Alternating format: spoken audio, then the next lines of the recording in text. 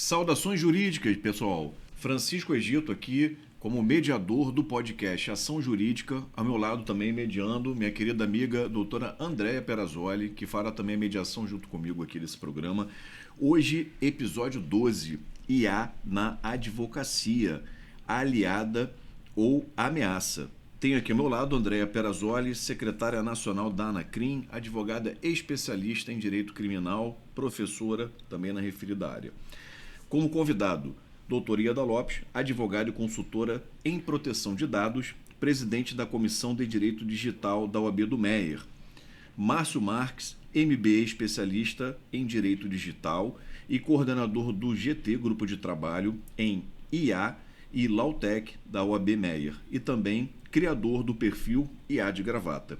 Sejam todos muito bem-vindos. Falaremos hoje aqui sobre um tema pujante e que, como historiador, já me remonta aqui uma série de coisas, desde o ludismo, né? Desde outras ações contra a tecnologia. Bom, antes da gente começar, quero agradecer aqui os patrocinadores que viabilizam, né, o nosso programa. Juliana Leiloeira, pública com 10 anos de experiência, JA Leilões, especializada em leilões, principalmente cobrança de cota condominial. Rafael Thiago, RT Negócios, plano de saúde caro, ele consegue um desconto de 40% para você, membro do Judiciário e advogado. Entre em contato com ele, @rt.negócios, WhatsApp 21 97347 5232. Contador condominial, Leve Contabilidade, Gilcimar Conceição. Ele também é parceiro dos advogados, abra sua PJ com o Gilcimar Conceição. Simone Viana, especialista em direito condominial, família e sucessões. Ela pode lhe assessorar nessas áreas. Ao meu lado aqui, querida patrocinadora Andréa Perazzoli, referência nas ciências criminais, especialista em direito penal econômico, tribunal do júri, um escritório que se destaca em superar as expectativas dos seus clientes, unindo técnica, expertise e um trabalho objetivo. Verdadeiro exemplo de excelência na advocacia. Quer conhecer o trabalho da Perazzoli? www.andreaperazoliadvogados.adv.br. Descubra como a experiência e a dedicação pode ajudar você na sua defesa. Inclusive você, advogado que atua em outras áreas, super parceira, vai lhe dar uma grande assistência aí e lhe auxiliar. CBE-PEJUR, pós-graduações nas áreas previdenciária, militar, trabalhista, imobiliária, condominial, todas as áreas jurídicas. E Francisco Egito, advogados associados, especializados em direito imobiliário e condominial. Isto posto, querido, agradecendo nossos patrocinadores, começaremos aqui a falar e vou quebrar um pouco o protocolo. Eu me lembro, além do ludismo, né, que foi um movimento do operário contra as máquinas, né, que estavam tirando o emprego deles à época, né, e eles resolveram quebrar todo aquele maquinário, enfim. Eu me lembro de um filme que é marcante. Esse filme é Tempos Modernos, com o Charlie Chaplin. O Márcio deu uma risada ali. Exatamente. No filme Tempos Modernos, ele entra numa linha de montagem fordista, linha de produção em massa, e ele sai dali quase como um autômato, né? Fazendo aqueles movimentos assim, né? E o supervisor atrás dele, correndo, ele fugindo, ou seja, o trabalho livre, a criatividade sendo massificado, né? Sendo robotizado, e o homem meio que lutando contra aquele movimento de formalização. E finaliza quando ele entra naquela cena emblemática, quando ele entra naquela engrenagem, e a engrenagem engole ele. Uhum. Eu fico até arrepiado, mas depois ele sai vivo inteiro, dando a esperança de que o homem sobrevive à máquina, o homem não é engolido pela máquina. Sim. E o homem domina a tecnologia. Então a tecnologia como ferramenta, né, é o objetivo desse podcast, para não sermos engolidos pela tecnologia, né? Temos essa esperança. Exato. Nós temos que ter a nossa inteligência real e usar a inteligência artificial como ferramenta, como artífice, né? Considerações, então, iniciais para uma visão geral, meu amigo. IA na advocacia, aliado ou ameaça. Se apresente e fale um pouquinho também desse tema de maneira geral. IA na advocacia, aliado ou ameaça. Jogo depois para minha amiga Ieda Lopes. Depois eu e nossa amiga aqui, Perazzoli, como leigos, né? Vamos aqui fazer nossas considerações. Hoje a gente está aqui para aprender. Para aprender. Fala pra gente, é ameaça, é aliada? Francisco, tudo que é novo assusta. se a gente remontar a advocacia no início do século XX, quando começaram a ser introduzidas as máquinas de escrever. E atrás de você tem uma ali, Então, bem interessante, né? Vendo? É bem simbólica. Não, não me deixa sozinha, que está aqui, usei muito, isso aí é uma Hamilton. Vários juízes recusavam petições datilografadas porque eles diziam que não havia como apurar se aquela petição foi realmente feita pelo advogado, porque como era um número reduzido, os juízes normalmente conheciam a caligrafia dos advogados. As petições eram feitas de próprio punho. Então, assim, isso foi um primeiro rompimento. Depois do segundo rompimento foi quando foi introduzido também os computadores, e que eram impressos em petições em matricial. Também aconteceu a mesma dinâmica, que aquilo ali era a máquina que estava fazendo, mas não, você tinha um editor de texto lá, ele que rudimentar, mas você tinha um editor de texto que fazia. E agora, mais recentemente, a questão da assinatura digital, que ainda que você já tenha, desde 2001, a estrutura de chaves públicas, ou seja, a gente já tem 24 anos, a gente tem um quarto de século já, praticamente, com as chaves certificadas, né, a assinatura digital certificada, você ainda tem, de juízes, foi a coisa de uns dois ou 3 anos, mais ou menos, não passou disso, não tem isso.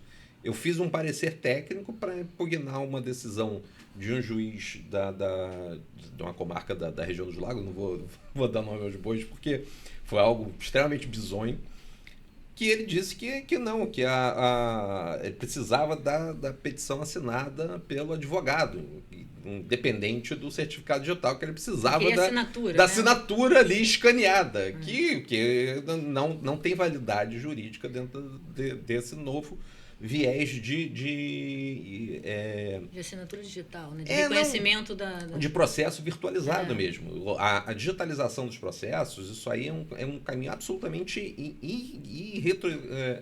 não vai retroceder. Ela é um caminho sem volta e digo mais, ela vai ser concentrada numa plataforma só, até uma boa.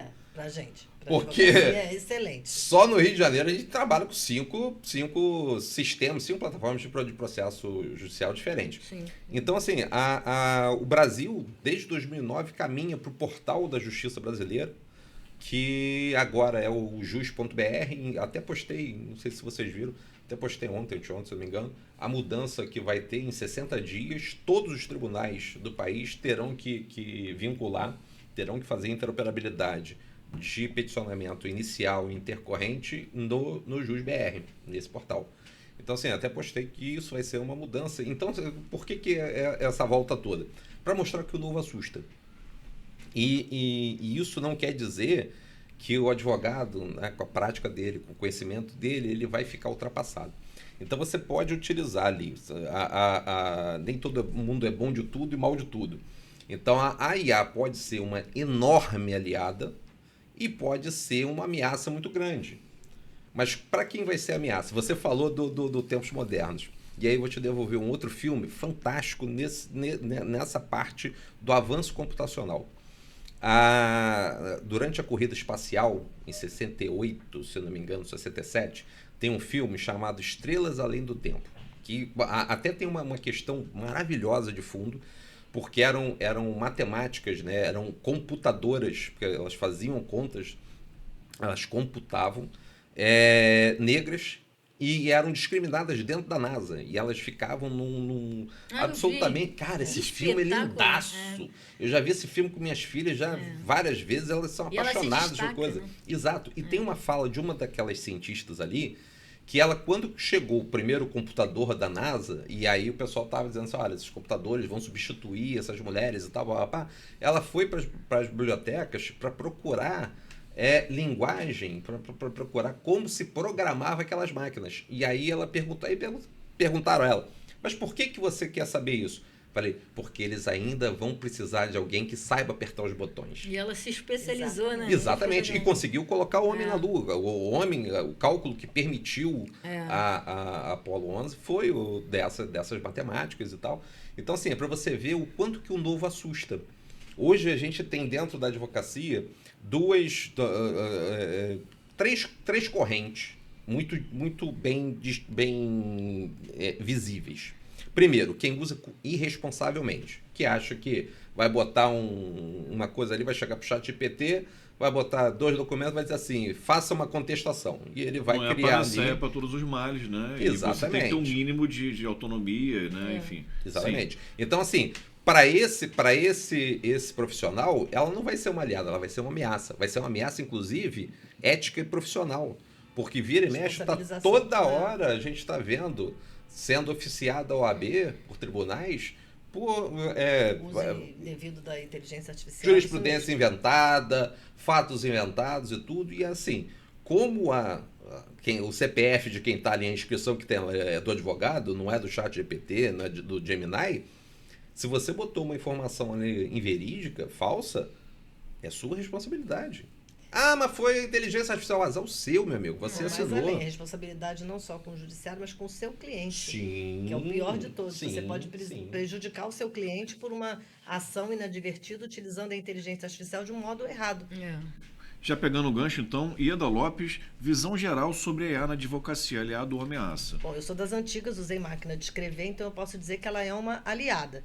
Porém, contudo, todavia, né, eu falo muito da LGPD, que é um ponto que a gente vai discutir aqui, é super importante que nós, advogados, tenhamos consciência da ética e da transparência no uso da inteligência artificial. É muito importante tomar cuidado com a inserção dos dados que você vai jogar lá dentro do seu comando. Porque quem dá o comando somos nós, é como o Dr. Márcio falou, quem aperta o botão somos nós. Então, cuidado com o que você insere na inteligência artificial, com o que você insere nos seus pedidos. Vai fazer uma petição, vai fazer um contrato que tenha uma robustez mais necessária, tira os dados do seu cliente sempre, porque depois, lá dentro se mistura tudo, o algoritmo, ele pode entender mais de algoritmo do que eu, mas pode haver uma responsabilização com o uso do dado e o cliente vai dizer, a doutora usou a inteligência artificial aqui para fazer a minha petição. Não, a gente tem que usar com ética, transparência, que é um dos princípios da LGPD também, né? A transparência. Exatamente, preservando os dados dos nossos colaboradores também, que vão utilizar no escritório a inteligência artificial. E eu sempre falo, treinamento. Assim como a gente treina a máquina, a gente também tem que ser treinado para usar a inteligência artificial. Fiquei triste aqui porque eu sempre escutei o seguinte, com o computador você errava e não deixava rastro, né? Já foi. Com o Word, porque na época da máquina de escrever, você errava e deixava rastro. Nas escrituras públicas, a pessoa estava batendo, errava, botava assim, Diego. Né? Diego. E eu escutei uma história, não sei se é lenda urbana ou não, que ao final de uma escritura pública estava assim, onde digo, não digo, digo Diogo. E eu estava na esperança de não ter mais esse rastro. Ela falou que vai ficar, né? Vai ficar. Assim, em termos até agora de segurança da informação e tudo, nada é indetectável. Até você, aquela conversa que a gente estava tendo antes, o Perazzoli, até você saber se um texto é de oriundo de inteligência artificial ou não, é possível, porque você tem identificadores, você tem caracteres não imprimíveis, que é como se fosse uma marca d'água digital, que esses processadores, né, de linguagem natural, que é o nome pomposo, o nome correto é LLM desses chatbots, né? Ele coloca ali para identificar que aquele texto ali. Mas também você tem outras ferramentas que você consegue também limpar. Ainda como rastro. Professor, eu identifico, porque eu falo, pessoal, pelo amor de Deus, não tragam resposta pronta de chat GPT, de IA. Se você tem um texto, você pode até usar para tirar ambiguidade, dar mais clareza, legal, mas as pessoas trazem aquela redação pronta, até a formatação robótica, estruturada, a gente já conhece. Eu anulo a questão, mando refazer. Enfim, é um ponto delicado. Francisco, pegando o gancho aqui, eu posso dar uma dica aí para os seus alunos? Pode. O uso da IA com Tem a IA que descaracteriza a IA, é isso? Não, é você saber apertar os botões que descaracteriza a IA. Saber fazer a pergunta, né? Então, assim, pessoal de casa aí, os alunos do Francisco Egito, como você vai saber, como você tirar aquele jeitão de máquina de um texto realizado por IA? Você pede, na entrada do prompt, você pede para que ele que ele revise em linguagem natural e aí utilizando um tom formal, já que é uma resposta à apresentação de direito, tom formal, linguagem técnica, jurídica, mas com linguagem natural e que se faça passar por uma pessoa. Entendeu? Então, assim, já Mas- fica uma dica que já vou te prejudicar. Mas aproveitando e fazendo uma consideração que todos nós coadunamos com essa ideia, é o seguinte: nós, como advogados, sabemos que a grande essência da advocacia é o conhecimento. Sem dúvida. Fazer com que o nosso conhecimento seja projetado, seja numa escrita ou numa fala, é o que verdadeiramente somos, né? Como advogados e como operadores do direito. Eu acho que, independente de fazer com que essa ferramenta seja importante, aí que entra a questão, né, doutora? Como eu ainda eu sou a favor da tecnologia, mas como eu ainda sou agarrada aos tempos passados, Criativos, né? criativos. A os criatividade está aqui. A formação da nossa... nós estudamos muito, né? Fizemos uma faculdade muito longa, de 5 anos, fizemos cursos e estudamos e continuamos a estudar até hoje. A ferramenta é boa? Excelente. Mas até onde pode reduzir, né? Essa é a minha maior dúvida. Eu acho que para coisas ordinárias ela funciona muito bem. Para o extraordinário... Não, para o extraordinário também. Também? Por que para o extraordinário também? Por exemplo, você sabe qual é a geração? E aí, assim, infelizmente, a gente tem... Não chega a ser um conflito, uma guerra geracional, mas a gente tem uma redução absolutamente incoerente, porque principalmente a geração Z, né, que é de 2008 para frente, é a geração que mais tem acesso à informação na história da humanidade e é a geração com menor conhecimento, com aquele Sim. conhecimento nato. Exatamente. Então, assim, qual é hoje a geração que está mais adepta e melhor utilizando essas ferramentas de inteligência? É a Z, né? Não, É a nossa, é a X. É mesmo? Porque a gente Fazia tem pesquisa o na conhecimento. Barça. Exato. Ainda tem a Barça, nós estávamos conversando sobre isso. Eu tenho a Barça. Meu pai me obrigava ali, veio com 2 sacolas de bolsa, de Exato. livro, né? Falou assim... Escrever. Um burro carregado de livros não sabe. E jogou aquele monte de livro ali. Exato. Tinha James Joyce, Dublinenses, né? Tinha Machado de Assis, tinha Edgar Allan Poe, tinha Rudyard Kipling. Só o nome da literatura que você tinha que ler aquilo ali e aprender. Antigamente Né? nós líamos as coisas, nós tínhamos acesso aos livros, abríamos o livro, aquele cheiro de livro. Não, né? eu não troco até hoje. Não, cheirinho de livro é coisa Exatamente. muito bom. Um sebo, cara. que é coisa mais gostosa Essa do sebo. geração agora não Não faz tem. isso. Não Mas tem. nada substitui o talento, já É. dizia minha avó, né? O talento está na gente, está no que a gente já trouxe de bagagem, no que a gente estudou na universidade, ou no que a gente leu, principalmente. Eu tenho um filho de 22 anos, que é de uma inteligência, O Vitor, né? o Matheus. Ah, tá, Esse é o menor. Que ele tem, assim, uma agilidade, sabe? Já nasceu conectado. Sim. E aí eu sou assinante de um clube da literatura. Eu que também, eu assinei. Chegou pro meu apartamento novo, tudo bonitinho, vou botar na parede. Lindo, lindo, lindo, Aí esses lindo. dias chegou um livro desse tamanho, deve ter chegado para você, porque ele está em campanha. Que emoção, é só não tem tempo de ler. Eu também não, enorme. E a lei é pra mim. Conde de Monte Tá vendo? Cristo. Isso, exatamente, lindo. Conde de Monte Cristo. Ele é lindo. Você Sim. bota assim, aí meu filho. Ah, mas pelo amor de Deus. Alexandre Dumas. Aí fala a história dele. Dumas, Aí fala a história dele. Aí, quer dizer, olha quanto conhecimento. E eu lá, e aí vem Matheus. Mãe, mas isso não existe. Eu falei, não. Ah, não, olha só. Aqui, ó, ele vem com uma ferramenta onde todos os livros de literatura estavam na ferramenta. Kindle. Aham. Aí ele, aqui, mãe, isso aqui é muito melhor. Eu falei, eu não sei ler aí. Não, tem que ler aqui, ó. O meu acabou até a bateria, que eu não tô nem usando, Cara, tem que recarregar. Quer ver você falou do Alexandre de Maia? Tem uma coisa. A primeira vez que eu fui a Paris, eu sou francófilo desde criancinha, sou apaixonado por coisa. Então, assim, eu li Conde de Monte Cristo, Os Três Mosquiteiros eu li 300 vezes. Até a 14ª vez eu lembro que eu li, depois eu parei de contar. Super. Aí, cara, eu fui no Panteão, onde estão enterrados coisas. sim. E eu fui procurar o túmulo do Alexandre de Maia. Aí minha ex-mulher falou assim, você é a única pessoa que eu vejo que fica feliz de ver gente morta. Porque tem a história. Eu falei, por minha trás, filha, né? você não entende, É. você não tem noção, você acompanhou a minha infância, cresci junto com essas obras. muito Então, assim, legal. isso é muito importante. E essa base... Mas será que aí que vem a minha pergunta? Essa geração Z, ela está com Essa essa parte visão, preocupante. porque nós estamos buscando a visão Sim. do conhecimento, concorda? Aí mesmo a gente ainda agarrado ali nos tempos anteriores, né, da nossa formação, nós estamos buscando conhecimento. Sim.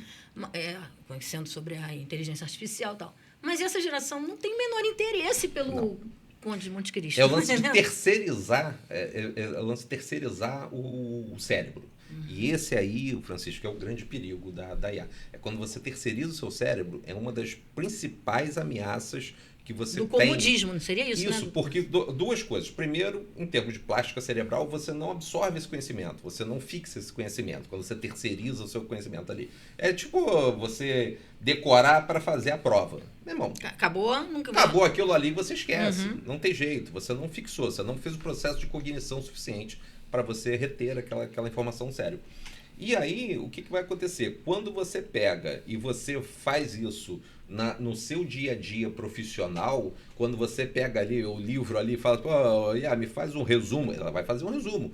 Só que o problema é o seguinte, e os nuances que tem na linguagem ali, até às vezes mesmo, né, representações, a gente em linguagem jurídica, a gente apresenta muita coisa como a contrário senso. Você apresenta...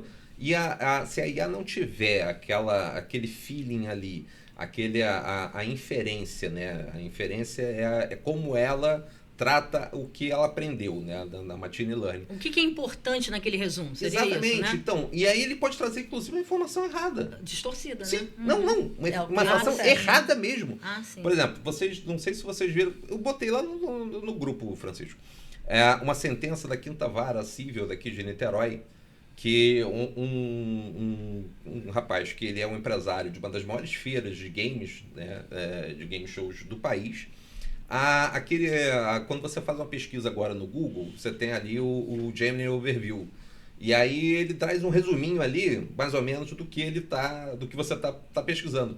Ele estava associando o nome desse empresário a uma plataforma de bet, que deu um monte de trambique por aí. E o cara nunca teve nenhuma participação societária com essa plataforma de bet. Aí o Google disse, não, a gente ali só faz indexação.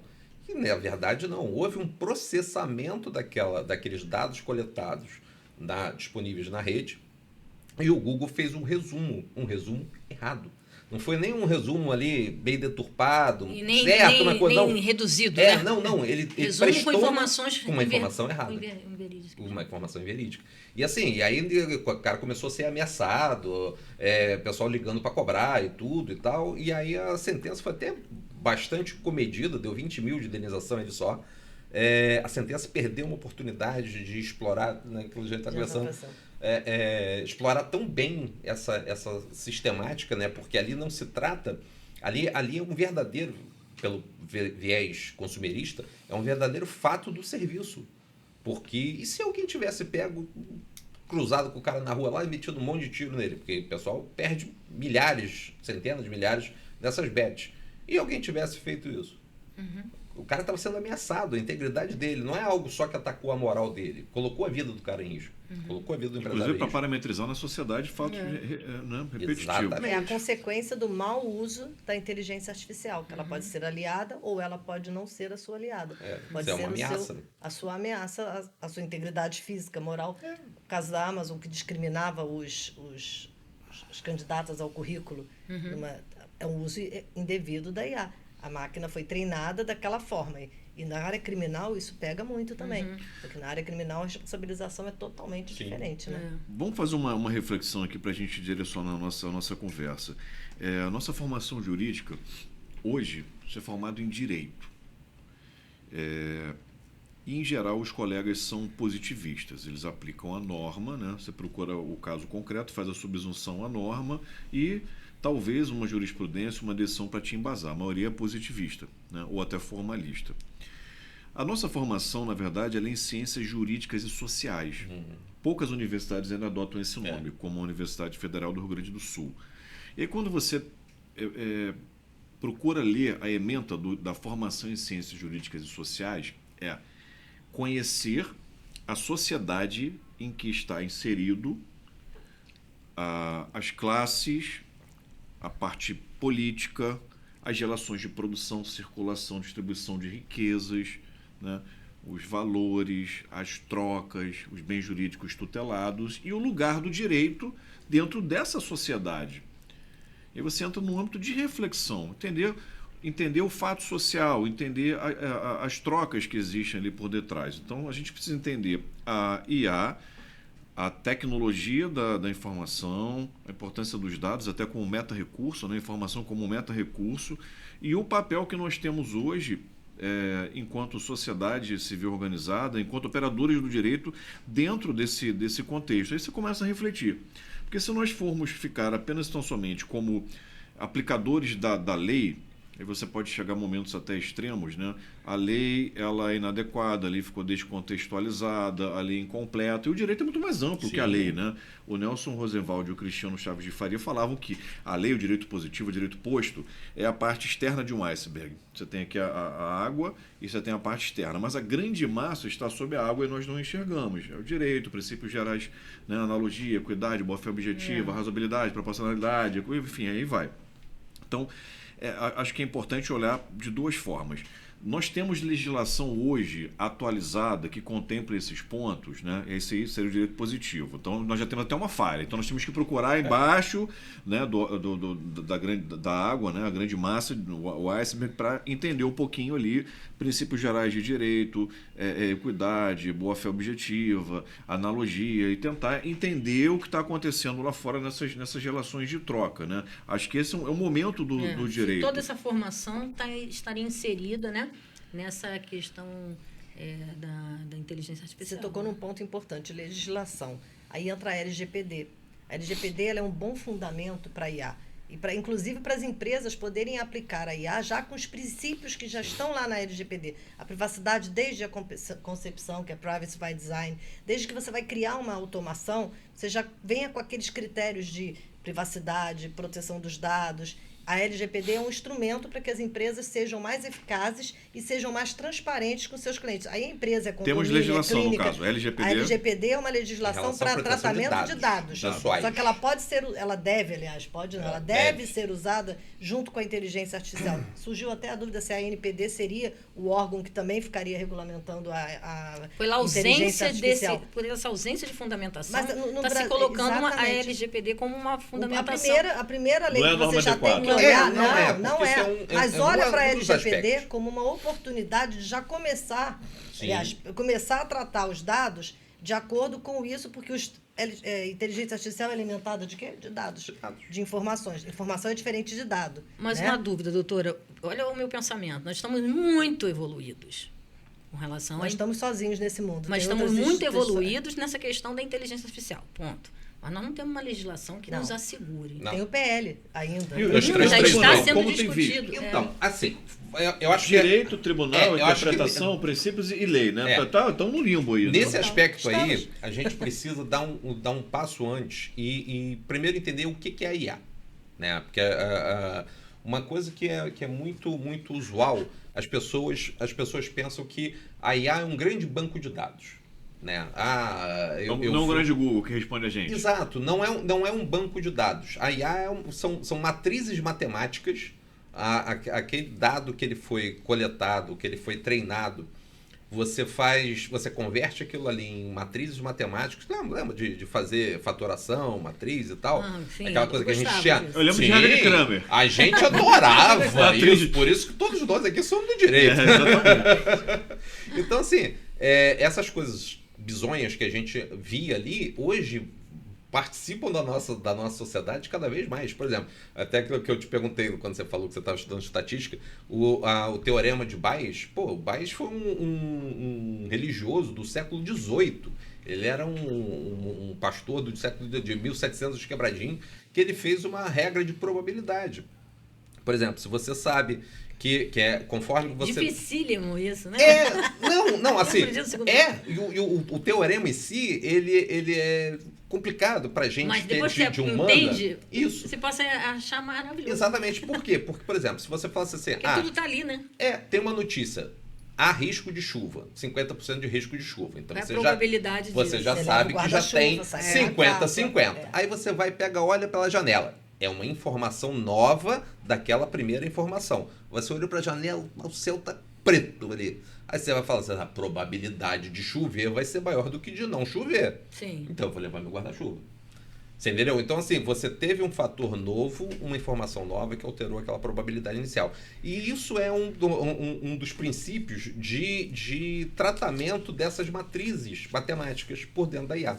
Então, todo dado ele é convertido em número.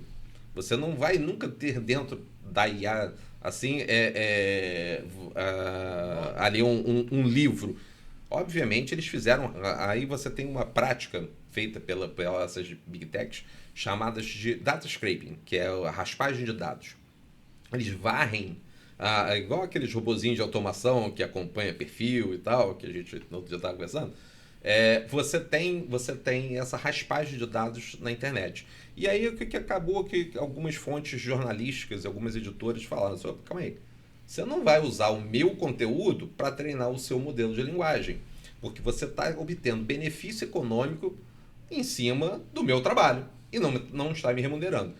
As Big Techs nos Estados Unidos tentam alegar que isso aí é o justo motivo. Não, que tem um justo motivo para utilizar essa informação. E não, você está utilizando isso com benefício econômico. Então, assim, a Meta, a OpenAI, o Google, eles estão enfrentando diversos processos no mundo e sendo obrigados a fazer acordos. Normalmente estão fazendo acordos milionários de licenciamento dessas informações. Por essa defasagem de procedimentos jurídicos que possam impedir isso, não é isso? Sim. É o que nós estamos vivendo aqui. Exatamente. Então, assim, você já pegou uma brecha. A IA é um algoritmo que é uma equação, operações matemáticas que ela pega dados numéricos que foram convertidos de dados de linguagem, dados de informação textual convertidos em número, e aí aquilo ali você faz um cruzamento dessas bases. Estou falando assim bem rudimentarmente, que é para as pessoas entenderem. O processo é um pouco mais complicado. E aí você vai ter uma resposta que vai ser o que aparece ali, né? Por exemplo, se você botar no chat GPT lá, batatinha quando nasce, e aperta um Enter, provavelmente ele vai botar lá, esparrama pelo chão, que ele vai completar aquele versinho infantil. Mas aí, se você estiver falando de batatinha, quando nasce ali, como é que é o aspecto, qual o defensor agrícola que você deve utilizar e tal. O caminho é outro. Exatamente. Né? Você não deu aquela contextualização ao prompt de pra você orientar. Por aquele local. Exatamente. Né? Então, assim, uma IA, uma inteligência artificial, né, generativa. O pessoal acha também que a IA começou agora, de 2023 para cá. Não, inteligência artificial... Ela agora está na palma da mão, mas ela já está na nossa vida, aplicativo de transporte. A inteligência artificial, como inteligência artificial, ela existe há 70 anos, desde Turing. A máquina de Turing, ela foi o primórdio da inteligência artificial, inclusive foi o Alan Turing que nomeou esse procedimento como esse processo que ele faz uma mimetização, ele faz uma simulação do pensamento humano como inteligência artificial. E aí o teste para você testar se um chatbot desse aí ele consegue se fazer passar por um humano é chamado teste de Turing. E aí usa o nome dele. Exatamente, né? exatamente. Faz sentido, né? E aí e a gente tem alguns, por exemplo, agora o modelo O3 do ChatGPT, ele, da OpenAI, ele pegou e conseguiu passar lá em alguns percentuais do teste de Turing. E isso vai aproximando cada vez mais da inteligência geral, que seria o fato, não da inteligência pegar um dado pré-existente, do conhecimento humano, gerado pelo conhecimento humano, gerado por aquilo de papirar, pensar, refletir e positivar, mas ele gerar informação nova originária. Isso seria a inteligência geral. Isso a gente ainda está um pouquinho longe disso.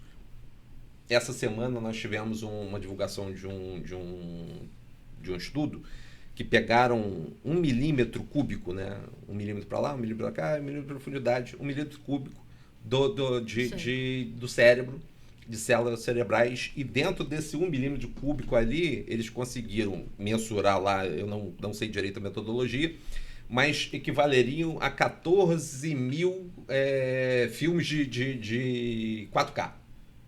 1 milímetro cúbico. Você vê na... Cara, um cérebro, se fosse fazer essa mensuração com o cérebro humano todo, dava não sei quantos hexaflops lá e tal. Então, assim, você tem ainda uma longínqua capacidade... Muita coisa para evoluir ainda no Sim, cérebro. da capacidade do cérebro artificial se comparar ao cérebro humano. Sim. E aí é uma preocupação exatamente nessa questão que a pessoa está achando que a IA é uma panaceia. A IA é uma ferramenta poderosíssima. Mas perigosa, né? Quando mal usada, sim. Mas aí que entra o questionamento, né? Sim. Até onde esse mau uso ele é doloso ou culposo? Vou falar assim nos termos de intenção ou por falta de conhecimento, por negligência, imprudência ou imperícia. Ou por preguiça. Como está sendo feito pelo judiciário. Pelas condições da culpa, né? Da culpabilidade. Sim. Porque a culpa não é a intenção Sim. do resultado, mas a culpa é uma ausência né, própria, né? Uma negligência, uma imprudência e uma imperícia. Pronto. Até onde a inteligência artificial estaria... o uso da inteligência artificial estaria nessas condições por culpa a responsabilização ou por dolo? ainda está sendo discutida. Já se apurou que vai ser objetiva igual é a do CDC. Porque se fosse subjetiva, como é que você vai responsabilizar uma máquina, entre aspas, né? Então, assim, a gente depende ainda da SPL que está tramitando. Que ainda está lá. Exatamente, que é o 233 PL da inteligência artificial. Embora já tenha tribunais estados que já saíram com legislação Tenho certeza na frente. Que o Sul, né? O Sul está na frente. Não foi o Sul, né? Vou foi. dar um exemplo a você. Hoje, foi mês passado, né? Mês passado, Goiás lançou... Goiás, é isso que eu queria lembrar o estado, Goiás. Até ontem eu publiquei até uma coisa muito fantástica que o Goiás está fazendo. Goiás, eles publicaram a primeira legislação de fomento à inteligência artificial. Não é a regulação do uso da inteligência artificial. Mas é uma lei estadual, né? É uma lei estadual. De fomento à IA, e aí dando ali os critérios e tudo. E hoje você tem centros de inteligência em Goiás que ontem eles divulgaram, dia 10, essa semana eles divulgaram o primeiro modelo em conjunto com o Google, né, do Centro de Excelência de Inteligência Artificial da Universidade Federal de Goiás, que é o GEMA, baseado no GEMA 3, que é o Gaia. Qual é a grande vantagem desse sistema? Ele tem alimentado com dados brasileiros. Dados de pronúncia, dados de gírias, dados dados que são endêmicos do Brasil, né? E aí, eu acho que tu pode pegar o gancho aí em relação à questão da privacidade que você estava... Exatamente. Não, mas a privacidade é super importante por isso, porque é um direito fundamental que está na Constituição e que nós precisamos que ela seja respeitada. A nossa privacidade. Claro que existem situações que não... Um acidente de carro, você não vai perguntar se a pessoa autoriza utilizar o dado dela para coletar o sangue, para salvar a vida. Não. Existem as exceções, como tudo no direito tem.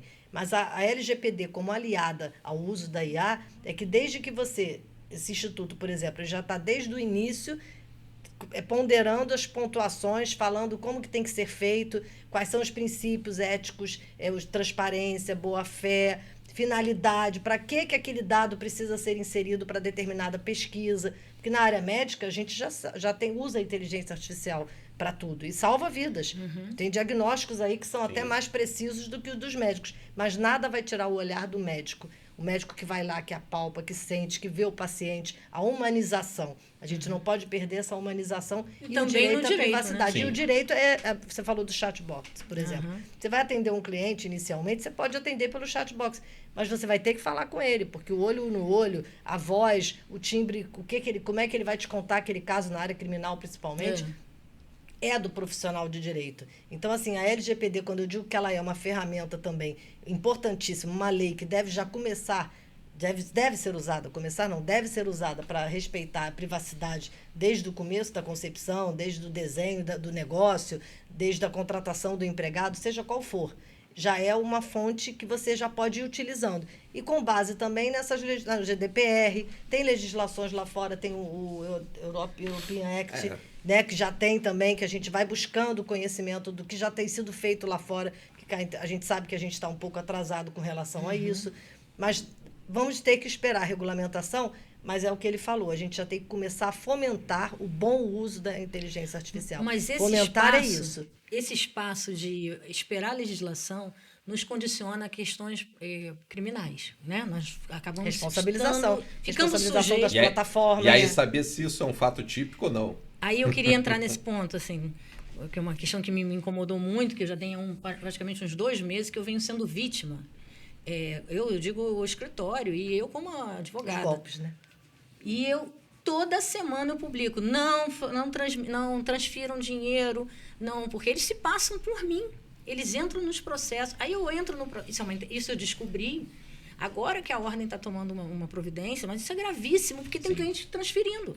Ligaram para mim, olha, doutora, a senhora me pediu dinheiro. A Camila Dudley me mandou mensagem hoje, 41 mil, perguntou se eu conseguir falar com a OAB para a OAB se pronunciar a respeito, o que vai fazer. Isso é muito grave. E aí isso vem... Aí eu comecei a fazer uma investigação sozinha, porque eu sei que a gente está sozinho, então tem que começar a iniciar isso, e descobri o seguinte, eles têm a senha daquele advogado. E eu acessei o advogado, cara de São Paulo, um advogado super conhecido, e ele falou, doutora Andréia, nunca ninguém iria acessar minha senha, a senha é minha.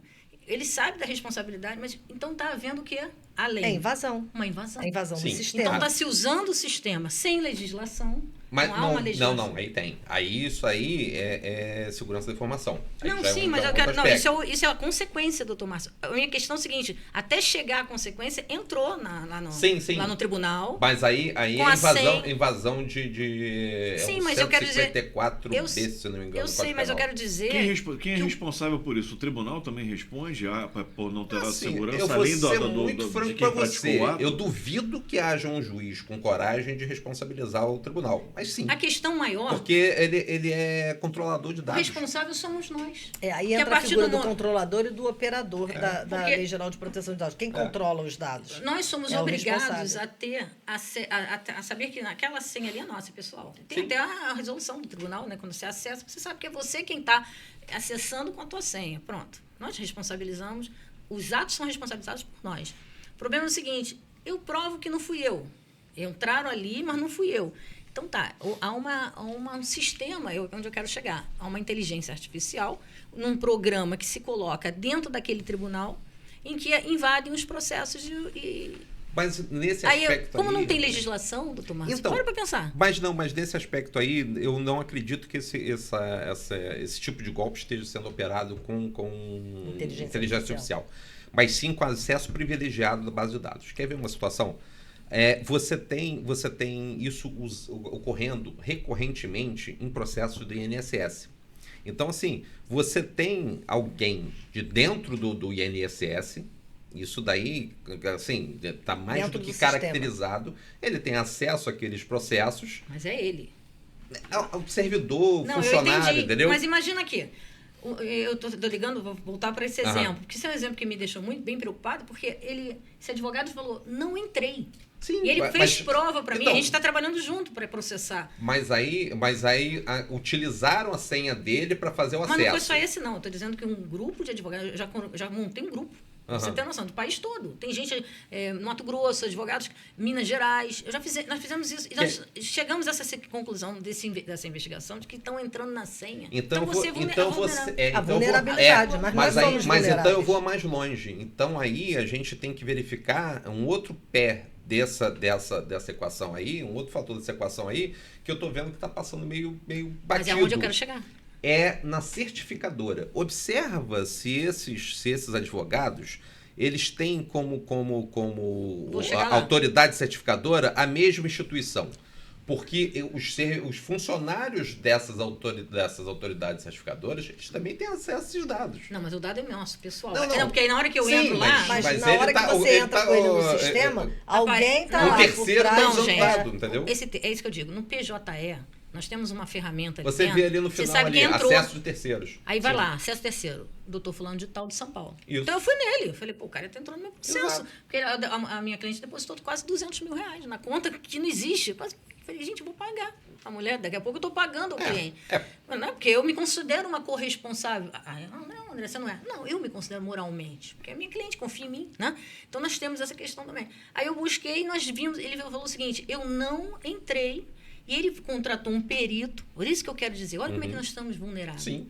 E esse perito foi lá no sistema e viu que ele não entrou. Então, Foi entrado uma máquina em outro estado. utilizando a chave de acesso dele. Por isso que eu estou te falando. Quem tem acesso à chave de acesso dele, porque para você ter acesso da criptografia, você imagina Ele até por uma duas chave. etapas, não é isso? Imagina uma chave que você quebrou em 2 pedaços. Um pedaço fica no seu token, o outro pedaço fica com a autoridade certificadora. Você entendeu? Por isso que eu tô te falando. Que é oferecida pela nossa ordem de classe, né? Algumas. A maioria, sim. A OAB até é a autoridade certificadora também, mas ele utiliza muito também é feito com serviço terceirizado. É o Certising, não é isso? Eu preferia a gente não tocar no nome, porque é uma acusação Não tô séria. dizendo que foram eles, não. Não. Tô dizendo Tô que dizendo. eu, por exemplo, fiz a minha renovação agora e eu sei que foi a Certising. Sim, a minha sempre foi Na por ordem, eles. é. Eu acho muito importante que essa atuação institucional, Francisco, da OAB contra esse golpe do falso advogado, Isso é principalmente nesses casos onde você tem ali o registro do acesso e o cara fala, olha, as credenciais são minhas, mas eu não fiz isso, e ficou provado que não foi ele que fez, Mas aí que é a questão do... de ir em cima da autoridade certificadora. Não fica provado, é a fala dele. Sim. Aí o que eu faço? Não, O mas que dá pra nós, pensar, advogados... dá pra Não, mas não é pensar. o que a gente, como advogado, tem que fazer quando é vítima disso. Faz. O procedimento é esse, é protocolo. Registro de ocorrência, Sim. dentro sempre virtual, e processar quem? O advogado. Aquele advogado lá de São Paulo que entrou no meu... Aí, se não foi ele, é uma outra questão. Mas, então, se eu processo o advogado, daqui a pouco eu totalmente estou sendo processado, sendo vulnerável. Mas tá aí entendendo? tem que processar o tribunal também. Por quê? Porque no tribunal... Não, mas eu digo criminalmente é o advogado. Porque ele é o responsável pela senha dele. Mas até como coleta de prova, você mandar o tribunal informar no log, porque você falou, ele provou que não foi ele e tal. No log de acesso do tribunal, ele tem o IP de acesso daquela credencial quando ele entrou e o horário GMT. Isso é importantíssimo, tá, André? E Sim, aí tá fica a dica para os colegas. Sempre que forem fazer guarda de prova digital, peguem o número do IP e o horário GMT, né? Ali aquele horário ali de acesso com o Greenwich Time Mode, né? Porque Greenwich Meridian Time, né? Porque o Brasil, por exemplo, é -3, é GMT -3. Porque quando você tem aquele IP ali, você tem o fuso horário, né? Que é esse GMT ou UTC, aí vai depender só da coisa, pode ser tá como GMT ou UTC no log. Mapa, né? Exatamente. Você vai conseguir identificar onde que aquilo foi feito. E essa informação de saber da onde foi feito, esse log do tribunal vai ter. Sim. Entendeu? Isso foi localizado. Mas... Infelizmente, nós somos vulneráveis. Mas estamos, e aí entra o princípio que tem na LGPD, olha eu voltando para a LGPD, da accountability. Nós, como advogados, temos obrigação de informar aos nossos clientes como que nós tratamos os dados deles. Então, eu assisti um podcast que eu achei muito interessante, criar uma senha entre nós e o cliente. Olha, se você tiver que fazer qualquer depósito, você vai usar essa senha, um PIN, ela até falou PIN na hora, a doutora Gabriela, falou PIN, mas era uma senha, entre o seu cliente e você, não transfira dinheiro para ninguém antes de confirmar comigo, e aí nós vamos ter essa senha que é só nossa. Porque aí você não está passando por um sistema de teleinformática, é você com seu cliente. Cuidado. Você vai combinar uma senha com ele. Você vai combinar uma senha daqui com a ele. pouco já vai ter palavra o de vídeo código. montado com a foto de alguém. Mas já tem. Mas já com tem, inteligência já artificial. tem. Voz da pessoa. Já tem. Isso Mas com a inteligência senha. artificial você faz. Mas a senha, uma senha, claro, complexa, não é data de aniversário, 1, 2, 3, 4, 5, 6. Você vai só combinar para você poder. Exatamente. Sempre porque, infelizmente. Da mensagem tiver essa informação. Nós, advogados, estamos sendo prejudicados por esse golpe. Como teve o golpe do Pix, que prejudicou milhares de brasileiros que foram vítimas. Mas nós, advogados, entra a nossa confiança entre cliente e advogado. E então, se você tiver uma transparência com o seu cliente, mostrar... A gente vai ter que realmente ligar agora para os clientes e dizer não recebam, não transfiram dinheiro, Isso dá até um outro podcast do falso Exatamente. advogado. Mas não quer dizer que foi utilizado com a inteligência artificial. Eu concordo muito com o Dr. Márcio. Alguém entrou no sistema... A gente já está falando de segurança de dados e fraude, né? Outro dia um colega que está fazendo faculdade de Direito falou assim, eu não vou poder hoje ver o jogo e tal, eu tenho que estudar para a prova de Direito Cibernético e não sei o que, digital. Eu falei, rapaz, na minha época não tinha nada disso, não né? Tinha. Mas vamos falar de um ponto interessante que a gente conversou aqui antes.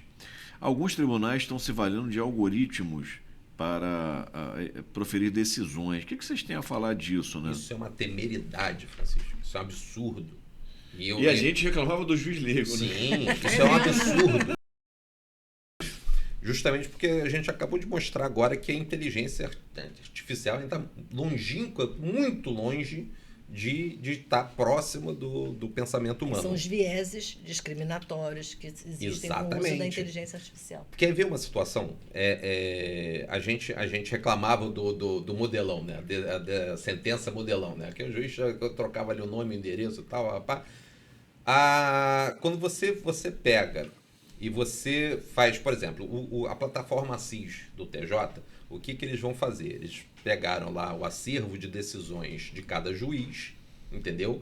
Vão botar, assim, a grosso modo, vão fazer um assistente GPT com modelo de decisões do juiz, e aí quando houver um caso análogo ali, vai pegar dentro daquela base de dados ali, vai decidir ali por carimbo formatado, padronizado ali. A gente não é ingênuo de achar que isso já não aconteça com os modelões de copia e cola num monte de sentença. Deixa eu só fazer um comentário que me veio à mente uma situação aqui que eu achei muito interessante. Isso jamais pegaria o Capanema, por exemplo. O Capanema, certa feita, ele já estava aposentado lá do tribunal, né, como desembargador, enfim.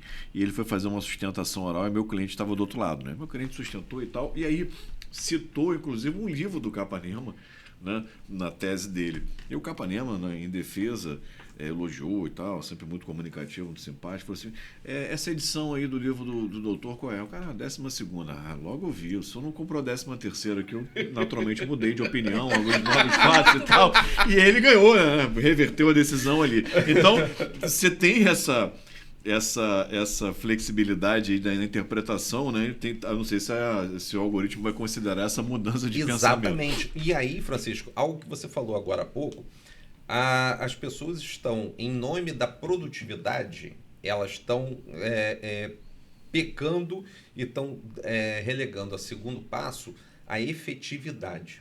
Nós somos uma ciência jurídica humana social. O direito é uma ciência, ela é uma ciência humana. E aí a gente lembra lá do professor Miguel Reale, né? Fato, valor e norma. Teoria tridimensional do direito. Exatamente. Quando você pega lá a pontinha do iceberg lá, que é a norma, você já teve o fato aqui, você já teve a valoração pela sociedade da repercussão daquele fato ali no ambiente gregário das relações humanas. Então, assim, quando você pega e você bota um algoritmo matemático, voltando lá com o que é a IA, né? Quando você bota um algoritmo matemático para fazer essa análise humana de algo que necessariamente ele não tenha tido já o treinamento suficiente, porque, lembrando, a machine learning, né, o aprendizado de máquina, ele vai fazer em cima de conhecimentos pretéritos, do que ele tem ali do treinamento. Mudou a lei... Um fato novo, não, e assim, um fato novo, quer ver uma situação? Se você pega ali, se você alimenta... Não é preditivo, na verdade, né? Não. O grande problema é esse. Uma das bases de resposta do algoritmo, né, o output ali da inteligência, a resposta que ele vai dar, é uma taxa de probabilidade. Então, assim, por isso que no prompt, o pessoal fala assim, engenharia de prompt não existe. Existe, sim, pô. Inclusive eu fiz um curso de engenharia de prompt numa universidade americana para isso, na Vanderbilt. Você estruturando o prompt ali, né, você contextualizando, dando tom e tudo e tal, quantos maiores elementos você der para o modelo de linguagem, melhor vai ser a resposta. É aquela história do conhecimento. Se você não sabe se expressar, se você não sabe escrever e só escreve bem quem lê bastante, você vai ter uma resposta pífia da inteligência artificial. Então, assim, você pode ter ali uma criança de 6 anos te respondendo, você pode ter um PhD, pode ter um Silvio Capanema ali te respondendo. Então, assim, quando você vê, por exemplo, se você pega ali, vamos supor que você está alimentado ali, aquela base ali de conhecimento da inteligência ali, tem ainda a validade lá do artigo 240 do Código Penal, que era o crime de adultério. E aí você apresenta... E aí a gente está vivendo ali naquele momento de transição. Vamos transportar isso lá para trás. Foi 1980 90 e pouco. Não. Antes de 2000, né? Foi 90 e tal, que coisa. Olha só, a gente tá, quanto tempo que adultério deixou de ser crime? Pouco mais de 25 anos. Então, assim... quando você imagina ali uma situação daquela ali, de que você está naquela análise ali, se aquele fato social, aquele fato humano ali, ele tem ainda valor para ser Pra tipificado numa norma, né? como um crime e tal, tanto que foi descriminalizado. Então, assim, como é que você vai pegar um algoritmo matemático probabilitório, né? Porque ele atua com estatística, com probabilidade, e você vai engessar a sociedade.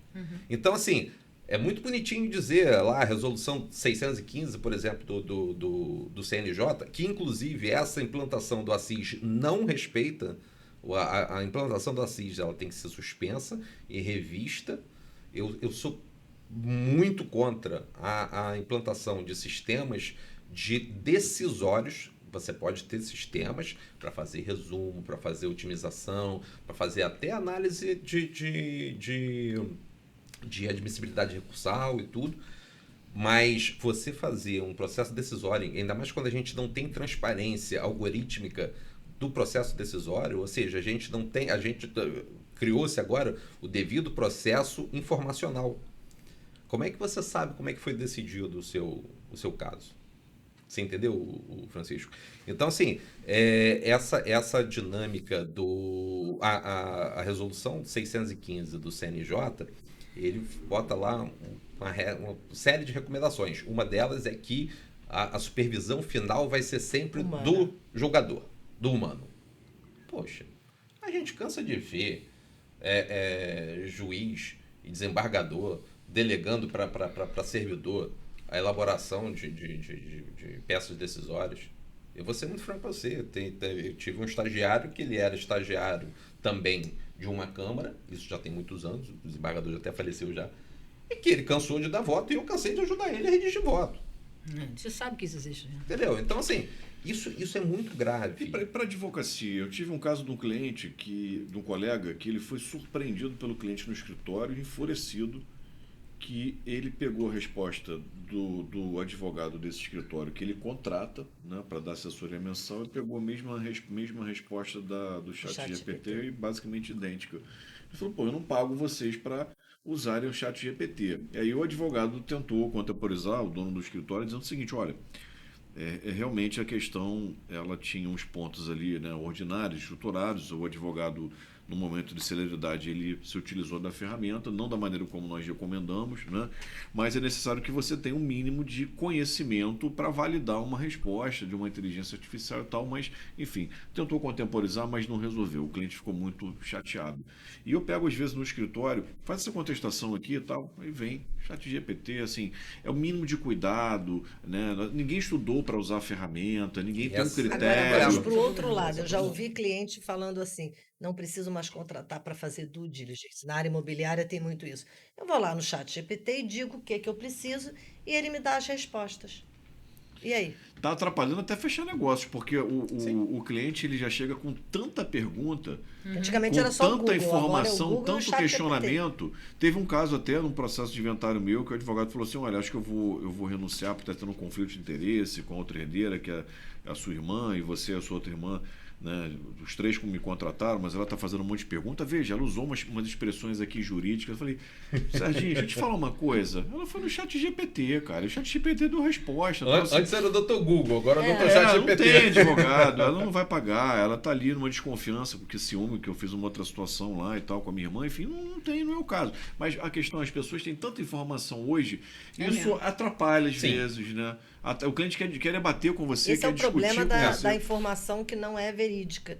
Que a gente volta lá para fake news. Isso, a fake news é em todos os Não, setores. até às vezes é verídica, mas a pessoa é. tá interpretando e nós somos os profissionais, assim, todo mundo deve conhecer a lei. Nós né? somos os cientistas. Artigo 3º ou 4º da Lei de Introdução às Normas do Direito Brasileiro, né? Eu sou da época da Não LIDB. pode se negar. Eu sou a LIDB, né, agora, né? Eu sou da LIC também. Enfim, todos devem conhecer a lei, aplicar a lei, enfim. LCC. Mas existe uma questão que é a interpretação literal, né, do que está ali, né, o que é muito expresso, e existe a questão de contextualizar, que é o papel do advogado. Contextualizar com as provas que você tem no processo.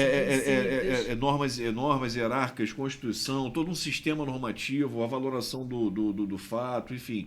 E não dá para você seguir por As essa... leis que se correlacionam. Sim, sim, né? sim. Mas esse movimento de valorizar a ciência da advocacia, né, porque é uma ciência, tem que partir da gente, né? Sim. Essa é a realidade. Porque nós temos alguns profissionais, esses dias eu vi um vídeo de uma gravação, audiência virtual, nós sabemos que pode ser deixado gravado a defesa.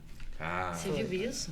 Uma sustentação oral. E o pior Perdeu que a fase que ele tem O de falar, de momento poder mais falar. importante E para ele mim. chega e fala assim, desembargador, a inteligência artificial vai falar pra mim, e o desembargador vai, pega e topa. Assim, eu acho 5 que... minutos. Ele você viu? falou, eu acho que o desembargador não imaginou, assim, não se tocou. Aí o cara botou a voz do Google pra falar. Cara, isso é um absurdo. Quer dizer, um isso profissional não de existe. direito que faz isso, ele fere a classe, né? Sim. Nós, como advogados, e com esse conhecimento de que é uma ferramenta importantíssima, mas que também nós temos a ferramenta mais Tem importante, que ter que é o nosso capacitação. conhecimento, valorizar quem somos, estarmos ali hoje diante de um... Esses dias eu tinha um cliente engenheiro que falou para mim assim, olha, eu gostaria de contratar o escritório para cuidar apenas de leitura de contrato de alguns funcionários que eu estou contratando aqui na minha empresa. Eu falei, bom, o que você precisa? Apesar de eu fazer isso com o meu chat... Mas é Que isso que a gente revoltado, está eu falei, ouvindo. mas Lembra daqueles contratos de locação Papelaria. de papelaria? É. E aí que, pô, tinha um monte de furada. Aí quando mudou o código de 16 para 2002, aqueles formulários ainda estavam fundamentados no código 16. A fazer o uso indiscriminado, o mau uso da inteligência artificial, nada mais é do que o contrato de papelaria. Aquele bloquinho. Exatamente. Por isso, André, você está absolutamente correta. O uso da inteligência artificial como aliada, ela vai passar diretamente por capacitação. Se o advogado não se capacitar, ele vai ficar correndo risco É uma arma, né? de ser punido profissionalmente, de ter a reputação dele corrompida do mercado por uma atitude dessa. Você usou... Eu tive um caso desse, eu estava pagando uma agência de propaganda de uma empresa que eu tive, e aí quando veio o primeiro post lá, falei, meu amigo, olha só, para fazer isso aqui no ChatGPT eu faço, eu não preciso pagar. Ponto importante que você falou, a contratação dos terceirizados do nosso escritório. A gente tem que ter muito cuidado com quem a gente contrata, porque eles falam em nosso nome. Nós Exato. agora temos que ir para a mídia. Então, quando a gente for mandar qualquer coisa, a gente tem que revisar, como é o uso da inteligência artificial também, revisar tudo que a gente mandou. Vai postar um vídeo, dá uma olhada antes, porque você não sabe o que ele está postando. É verdade. Que corte que ele deu, o que ele colocou, você gravou o vídeo e ele pode ter cortado uma parte que você vai ser importante. Então, Que vai te comprometer, né? Que vai Ah. comprometer. Ou até Nesse pode mudar até o ponto, sentido. Entendeu? exatamente. Nesse ponto, nós temos que fazer com o ChatGPT a mesma coisa com as contratações que nós temos. Vamos contratar um funcionário novo, vamos treiná-lo. Vamos mostrar o que a gente já tem de legislação, como que pode ser usado, vamos capacitar os nossos colaboradores dentro do escritório, para a gente não correr risco. Olha, o risco existe. Inevitavelmente, a Yala vai escolher alguns profissionais que têm o que Ford dizia inteligência bovina, né? Sim. Aqueles mais preguiçosos intelectualmente, né? E mais passivos, talvez. Eu soube de uma construtora que eliminou metade da sua força de vendas botando IA. O que faz o contato com os leads, a base... reativa ali, você não está procurando mal para comprar, para vender? Já tem o funil de venda ali. Já tem todo o funil de venda e entrega depois aquele lead quente para o profissional trabalhar com toda a ficha de informação que, às vezes, eu chego na minha empresa lá, na imobiliária, no salão de vendas, os caras estão vendo o Globo Esporte, estão vendo alguma outra questão que não tem nada a ver. Eu falo, cara, você tem que ligar. Quase igual aquele filme A Espera de um Milagre, né? Ele entrava, ele sentava, ele batia tantos clientes por dia, que aquilo ali dava um retorno de tanto, ele convertia. Você tem que entrar com essa mentalidade. Senão você vai ser substituído por uma inteligência artificial que vai fazer grande parte do seu trabalho. E eu vejo a advocacia assim, ameaçada. Aquele que hoje a IA você não consegue distinguir, daqui a um tempo, 5, 10 anos. Não. O gap é muito menor. Isso aí... O que acontece? Hoje, em 2025, a gente já tem a era dos agentes. Que, quer ver, por exemplo... Você cria o teu robô, né? Você tem uma plataforma de inteligência artificial que ela vai executar tarefas em seu nome. Não é que ela vai ali, você vai entrar, você vai chegar assim... manos e tudo, você vai parametrizar lá que você quer você quer marcar uma consulta médica, por exemplo. Ela vai entrar em contato com os médicos, vai perguntar, vai ver o horário, vai ver, você já vai ter predeterminado quais são os horários que você quer, ele já vai acertar e tudo e tal, e já vai marcar, já vai deixar agendado, já vai botar na sua agenda. Fechamento de negócio. Se fizer vídeo e reels, eu vou ter que substituir a minha secretária, mas tem que não faz. Negativo, duvida. Essa é campeã, essa não tem como. Então, assim, Essa é hoje. insubstituível. Exatamente. Hoje, dentro da advocacia, por exemplo, você quiser fazer pesquisas mais aprofundadas, ou você quiser fazer determinadas atividades mecânicas, até mesmo peticionamento em lote, quer ver uma situação? Eu fui procurador-geral, você tem na interface de peticionamento da Fazenda Pública, você tem possibilidade de peticionamento em lote. Então, assim, você não precisa mais dispor de um servidor, de um procurador, de um estagiário para fazer aquela coisa. Você vai fazer, vai automatizar aquilo ali, a própria inteligência já vai peticionar, vai jogando, né? vai arquivar. Igual a impressora. Vai arquivar ordenadamente ali os protocolos em cada caso e tal, e pronto, você já tem a sua pasta atualizada ali daquela... Mas até onde essa segurança vai deixar... Você é responsável pelo Sim. serviço. Mas cabe a você, advogado, gestor do seu Entende, escritório, né? ter esses cuidados, ter a capacidade de olhar, de enxergar. Olha, isso aqui pode ser utilizado IA, isso aqui eu não quero, isso aqui eu quero que a gente faça na mão, para que a gente possa discutir, fazer aquela reunião semanal ou mensal com a tua equipe, para saber como que está indo. A gente tem que ter esse cuidado. Olhou senão... os documentos todos que estão sendo escaneados e encaminhados? Eu faço isso. Eu vou te falar, eu estou lembrando de uma piada, não tem muito a ver aqui com o negócio, mas ela talvez se encaixe. Uma tripulação para uma viagem espacial composta só com macacos, né? E tinha um ser humano ali. A ideia da piada era com nacionalidade, não vem ao caso. E aí os macacos foram treinados e tal, para fazer todas as tarefas e vinham. Estou comparando os macacos aí, né? E aí tinha lá o ser humano. E aí, no momento de preparação para a decolagem, vinha a cabine de comando e falava assim, macaco, alfa, botão tal, alavanca tal, o macaco ela fazia. Macaco beta, né? Aquecimento, contagem regressiva, macaco zeta, tal, não sei o quê. Aí chegava pro humano e falava, seu fulano, ele já sei, não mexer em mim, nada e alimentar os macacos. A gente está indo para esse ponto aí. A gente está indo para alimentar os macacos. Pessoal, episódio 12, IA na advocacia, aliado à ameaça. Nós só começamos a falar, esse tema não vai se esgotar aqui, já estou convidando todo mundo de volta e o Márcio vai trazer para falar direito digital, direito cibernético, enfim, tem muito tema, a gente vai continuar essa conversa.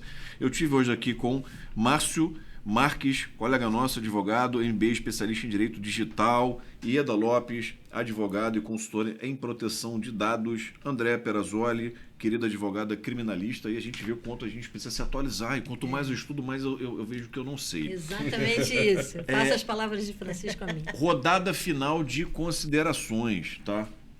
Andréa Perazzoli, aniversariante do dia. É verdade. Fale a respeito desse tema, né? Enquanto a gente não sabe de direito, né? Como o direito hoje é tão ramificado, né? Considerações finais aí sobre o que a gente falou aqui hoje. Quero agradecer, né, Clara, ao convite. É uma honra estar aqui, principalmente no dia de hoje, que é um dia especial, com amigos especiais. Quero dizer que foi muito, mas muito gratificante conhecer, e sei quanto que eu preciso conhecer a matéria através de vocês dois. E acho que a gente tem que estudar muito, e acho que essa é a palavra que eu deixo, a palavra de ordem do dia seria, vamos nos conhecer, vamos abrir esse campo e levar esse conhecimento para dentro do escritório e dentro da nossa profissão, que precisa, que está carente realmente dessa informação. E acho que tem muita coisa para a gente conversar. Sim. Sei que vocês são especialistas e acabou aqui, já estou entrando em contato para a gente... iniciar um estudo e foi uma honra estar com vocês e parabéns por tanta grandeza de conhecimento que a gente vai evoluir, tenho certeza. Contato? Entrar em contato seria através do Instagram, né? E a gente colocou até o Instagram, né? E eu tô aqui, eu sou advogada criminalista, estou sempre oferecendo conhecimento na área criminal, especialista em direito penal e econômico. E agora, aluna. Que honra! Aluna, pronto. Com muita humildade que eu falo com vocês, que eu acho que é importantíssimo a gente cada vez mais se aprimorar dentro desse conhecimento. Tem que ser obrigatório, não? Uma reciclagem. Matéria própria. E alguns conselhos em outros países, você é obrigado a ter uma educação permanente pontual. No SARI seja assim, tem que fazer tantos cursos para continuar exercendo a profissão. A gente foi desatualizado muito rapidamente. Eu vou deixar a cereja do bolo para o final, né? Isso, deixa ele domina o tema aí como ninguém. Inclusive, não vai ser só eu que vou falar, não. A gente vai botar um amigo aqui para falar também. Aí, pronto. Tem que ter o grande finale, né? Ieda Lopes, considerações finais. IA na advocacia aliado ou ameaça. E LGPD, que eu esqueci de falar. E LGPD. Eu volto aqui a dizer muito obrigada pelo convite. Adorei estar com vocês. Aprendemos sempre. E a IA, ela é uma aliada, sim, porém ela tem que ser usada com ética e responsabilidade.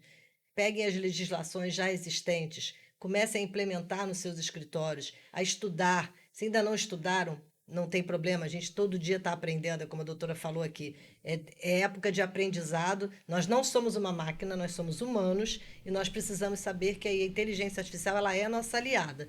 Não quero usar para o peticionamento? Usa de outra forma, usa para aumentar a sua produtividade, mas sempre fazendo aquela revisão. Nunca entregue na mão da IA o trabalho que é seu. E a advocacia precisa disso. A gente está lá, né, na Comissão de Direito Digital também, outras comissões.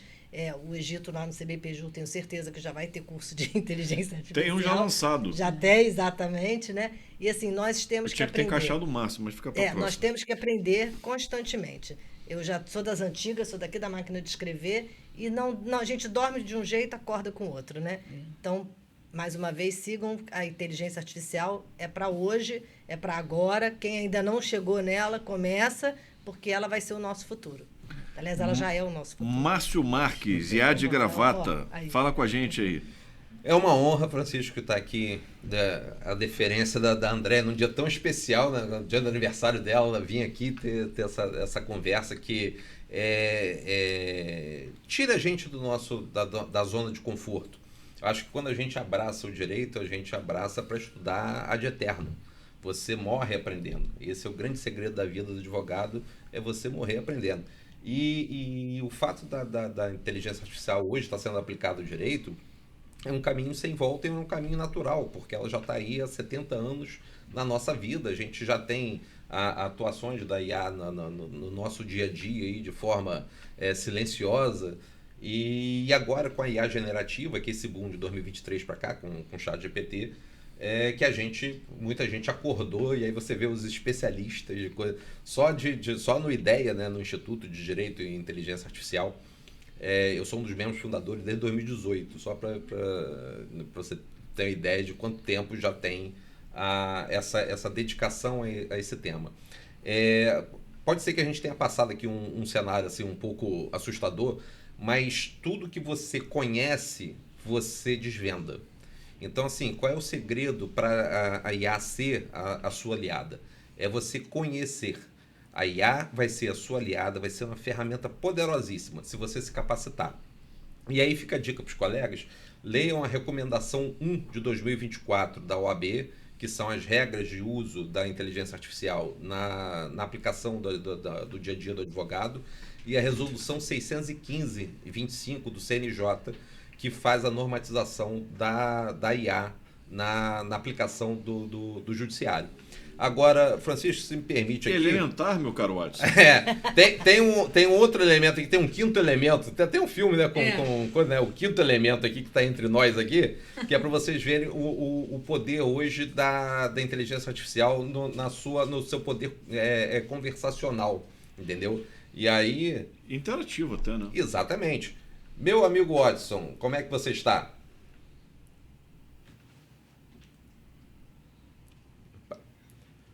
Watson, como é que você está?